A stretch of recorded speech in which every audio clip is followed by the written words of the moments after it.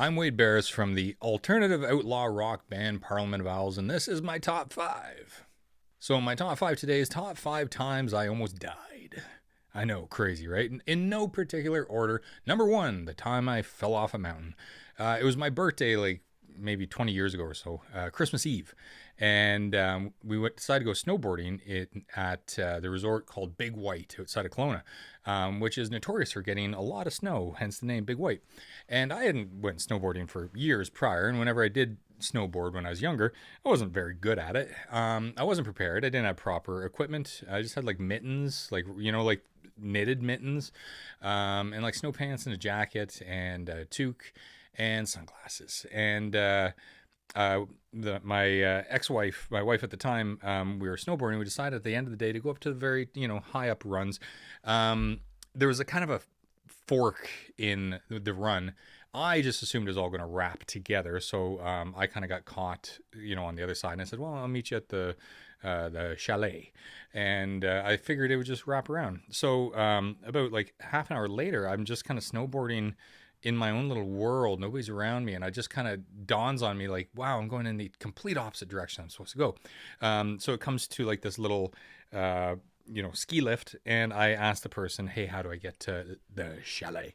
And she was like from Finland or something, didn't speak a lick of English. And she just kind of pointed up. So I went up and I saw this big white wall of snow coming at me. And it was like I was on the planet Hoth in the Star War movie, and without a tauntaun.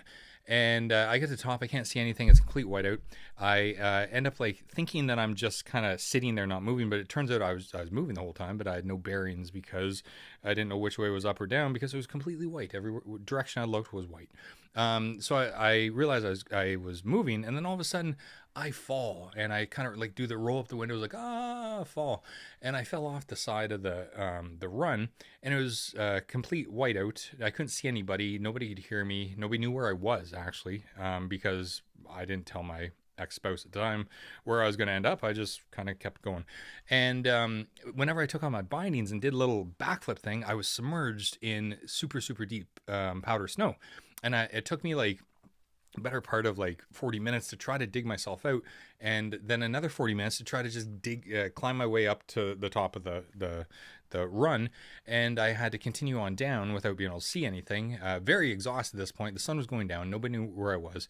I had to scale down these rocks, and then there's another lift. And I asked the guy, hey, man, you gotta help me. I gotta get out of here. And he says, well, you gotta go back up to where all the snow was. And I went up, and before I went, I said, where do I go when I get off? He says, hang a right. And whenever I get off, I see that there's like several rights I could take. So I ended up taking the right one, and eventually made it down. Just as they're like formulating a plan to try to like send a helicopter or something, or St. Bernard to retrieve me, I come waltzing in, happy as a clam. And I couldn't get warm, and it was super, super scary. I thought, well, this is how I'm going to die. Still to this day, one of the best days of my life. Super fun. Number two, the time I got swarmed in Africa. So I used to work in Africa in oil and gas. I worked for a bit in Tanzania, and I worked where we had to work was the slums of Tabata. And I needed this part. I had told my company that I needed this part with a certain revision. They didn't listen to me because they're a bunch of bozos, and they ordered the wrong one. And I had wanted to fly home because my father was retiring at the time, and I wanted to be there for his retirement. So whenever I opened the package after waiting forever, it was the wrong one because they didn't listen to me. So my driver, his name was Shane, but I don't think that was his actual name, and he had malaria the whole time. It was he had like yellow eyeballs and stuff, and he was a trooper. I said, Shane, I need you to like find like a mechanic so I could find an O-ring that might be able to fit this. And he says, yeah, come with me. So we drive deep into the slums. I would never be able to find my way out if you paid me. It was just kind of like sheds everywhere, and there wasn't any rhyme or reason or grid system. And then he found this one mechanic guy, and he said to him like, I need this. And then they started bickering about something for some reason. I was getting heated, and I was waiting, trying to be patient. And I had this like big like metal cylinder, like solid steel, and I was trying to wait for the O-ring. And then all of a sudden I noticed that the people were coming out to see what the commotion was. And then all of a sudden there's about 15 guys around me, and they didn't look like they were in that good of a mood. And then all of a sudden there was about 30, and they started like bumping into me and pushing me. And I'm saying like, hey, leave me alone. And I'm saying, Shane, do we have that O-ring? And he would say, 1 second, Mr. Wade. But they're just fighting with each other. I don't know what they're arguing about. And then the swarming got more and more intense. And then they start pushing me, and I start pushing them back. And it was at the very last minute, and it would have altered my life one way or another for the rest of my life. I would have made this decision. But it was at the last minute I was ready to murder them with this piston, because I thought, well, they're going to murder me first. And I was just cocking back to heave them to murder them whenever I saw an O-ring, and it was Shane. And he said, "Can you try this, Mr. Wade?" And I put it on, and it worked. I said, "Get me the fuck out of here, man." So we jumped in the back of the truck. I didn't even get into the cab, and he sped away to elude everybody. Also in Africa, I had to work out in the sun with no water. It was like some little tin shed was the best that we could do of where I had to work and service all this massive equipment. And I'd be out there for 18 hours in the sun, just beating down on me. And there's no water because they didn't have any water anywhere or any toilets. The best I could do was pay somebody to steal Fanta off of a truck. So I'd give them like $5 US, and I'd say, just go steal me as much pop as you can.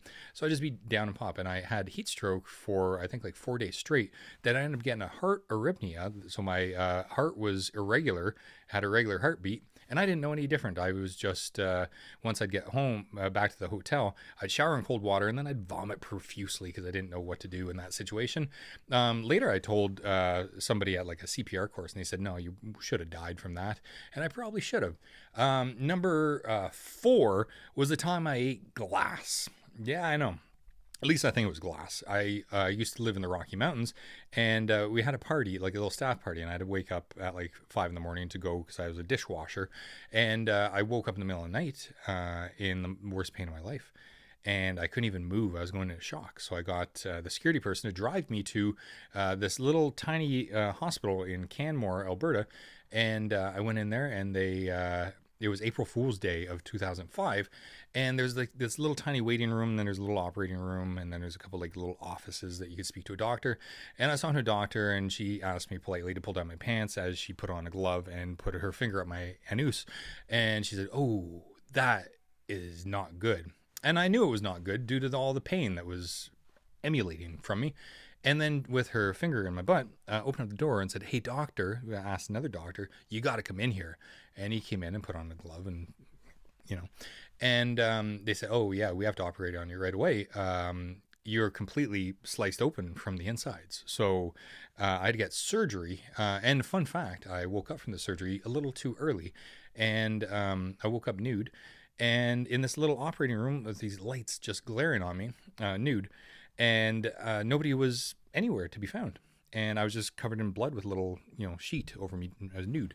And I wake up in a rage, confused, nude, and I barge into the waiting room, and I say, "Where is the doctor? Blah blah blah. You guys messed up." And they're like, "Well, you shouldn't be awake," and but I was nude.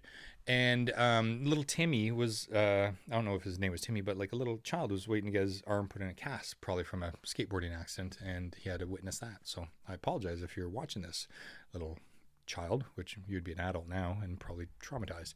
And I was just yelling, nude. But we figured that I might have eaten something because I worked in a resort, and there's like staff cafeteria. I'm sure that they probably maybe busted something, and glass fell into this trough of meat, and they thought they picked it all out, but I don't think they did. So whenever I ate it, it passed through me, and then it sliced me wide open. And number 5 was depression. It almost got me. Years ago, I had a really, really tough time in life, and I battled through, and I think I'm quite a bit better now, but it was very close. It was could have went either way, but I made it through. And those are my top 5 times I almost died. Thank you.